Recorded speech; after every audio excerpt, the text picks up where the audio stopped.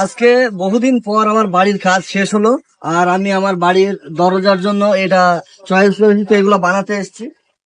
তো একটা বাড়ি বানানোতে কি কষ্টকর, আসলে সারাদিন কাজের ভিতরে থাকলে বোঝাই যায় না যে সময় কিভাবে চলে যায়। আর এই যে আমার এখানে আরো কাজ চলছে। ভাই আমার একটা প্রশ্ন আছে। হ্যাঁ ভাইয়া বলো।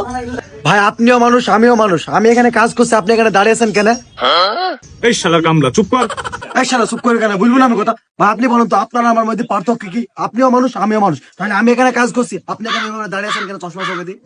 না মানে ভাইয়া, তোমার নাম কি? আমার নাম শেখলা।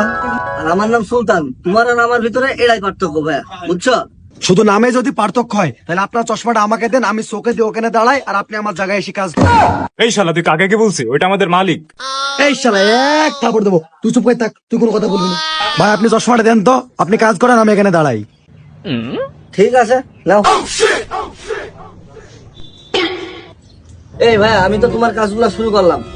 এখন তুমি হচ্ছে আমার গাড়িতে ল্যাপটপ রাখা আছে, ওইখানে যাবা। ওইখানে যাওয়ার পরে ল্যাপটপের শেয়ার মার্কেটের বাজারটা একটু দেখবা।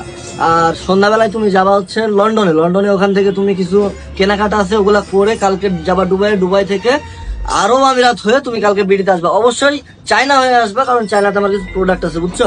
তো এইগুলা নিয়ে তুমি চলে আসো। তুমি আমার কাজগুলা করে দাও ভাই, আমি তোমার কাজগুলা করে দিচ্ছি।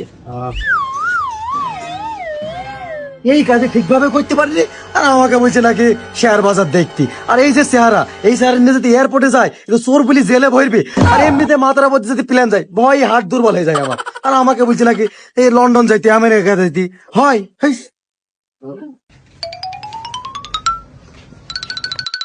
আরে স্যার, কি অবস্থা? স্যার স্যার বসেন, স্যার স্যার বসেন, প্লিজ স্যার বসেন। ঠিক আছে, যাক বসেন, স্যার। কাজ করো। আচ্ছা স্যার, স্যার স্যার বসেন, রিল্যাক্স। স্যার ঠান্ডা মান্ডা কিছু অর্ডার করি স্যার? আচ্ছা।